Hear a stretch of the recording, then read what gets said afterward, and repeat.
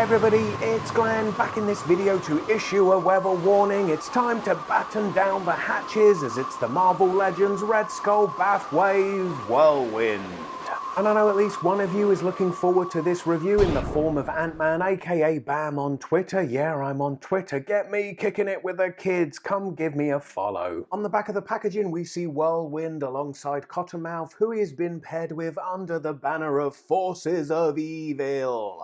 With their combined bio reading unnaturally strong and relentlessly brutal, these harbingers of destruction are bad to the core. Isn't harbinger a great word? Let's all try and use that at least once in conversation in the next 24 hours. Then the packaging pictures on the left there, the Red Skull or Red Onslaught BAF, which my reviews of this series will culminate with a review of that Build-A-Figure. And in my review of Cap from this wave, Sockopus said it'd be interesting to see a comparison between that BAF and my custom. Yeah, maybe I'll do just that, unless Hasbro's makes mine look like a big pile of poop, leaving me too embarrassed. Then this wave comprises of Captain America, Mockingbird, Sharon Carter, Whirlwind as we have here, Cottonmouth, Demolition Man, which me referring to him as that in my Cap review left the Dark Lord confused as other reviewers are referring to him as Scourge. Well, I'll get more into it when I review him, but Scourge and Demolition Man in this instance are one and the same. Then finally Taskmaster. Here is Whirlwind out of packaging, a classic villain dating way back to the early 1960s. To be exact, issue 50 of Tales to Astonish. And it doesn't get more classic than being born from the combined minds of Stan Lee and Jack Kirby. However, he does show his age with his original alias, the Unbeatable Human Top. Sorry, I meant to say Unbeatable Human Top!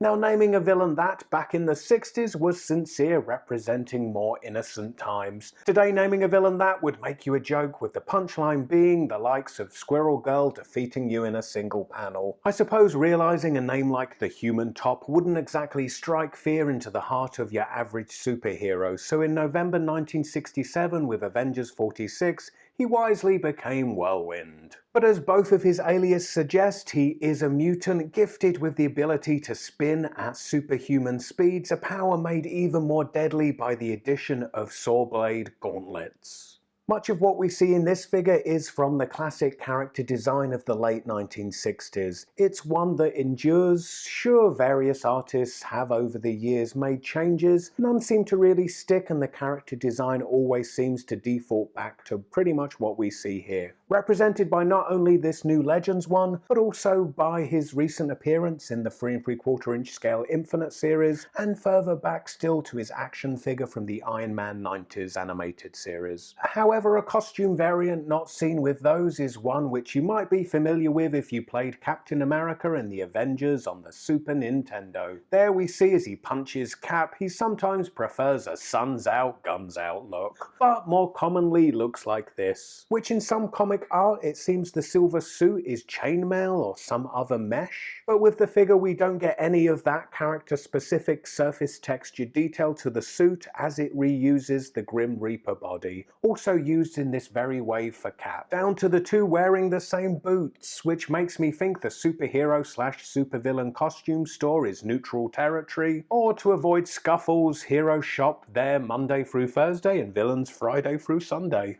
While no surface texture detail, I do like that the green of his boots and trunks are flatter to represent fabric, while the remainder of the green is more of a pearlescent green to represent the metallic armor. It provides a subtle variety. Although they are on the same body, I have noticed that the engineering on Whirlwind is much looser, which you can see as I shake them equally, the looseness accounted for on Whirlwind in the hips and ab crunch. Now looking at articulation, and the uniqueness of his helmet does affect the articulation of his head, so while it does rotate side to side, it moves up and down precious little. But then that seems as much or maybe more articulation than he'd be capable of if this design was translated into real life. And I always take adherence to a character design over posability. Now, interestingly, if I pop his head off, you can see that his head inside there is a separate piece glued into the helmet. With some heating, you might be able to release that head from inside the helmet, yet in doing so, I fear the head would be a horror show of a sculpt with just the eyes and mouth sculpted and nothing else. At the shoulder, his arm is able to rotate and then it hinges up to just less than a right angle to the body. There's upper arm rotation followed by a double jointed elbow. Then at the wrist, the hand rotates and it's also hinged, moving down and up. Oops, and as you saw there, his saw blades are removable, mounting onto a peg on his forearms. And then once mounted on there, they do rotate around that peg. At the waist, he rotates, and then he also has an ab crunch which moves this far forwards, and then it moves this far back. At the hips, while the legs don't move too far out to the side, they do move super far forward, but then we'll move the tiniest bit back. There's upper leg rotation, followed by a double jointed knee.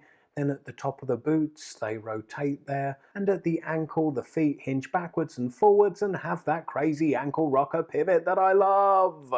Yet with the limits of his hip articulation, he's not able to take full advantage of that ankle pivot, with this being his widest stance possible, still with both feet flat on the floor. So all things considered, and I admit I am one for the bad guys, just because they're more fun. So I'm happy to be getting Whirlwind. He's good to fill out the ranks of villainy in a collection, bringing a classic look that makes me want to pick up a comic book. Anyway, click the video on the left there if you missed my review of Captain America and I straighten out just what this Cap Wolf nonsense is all about.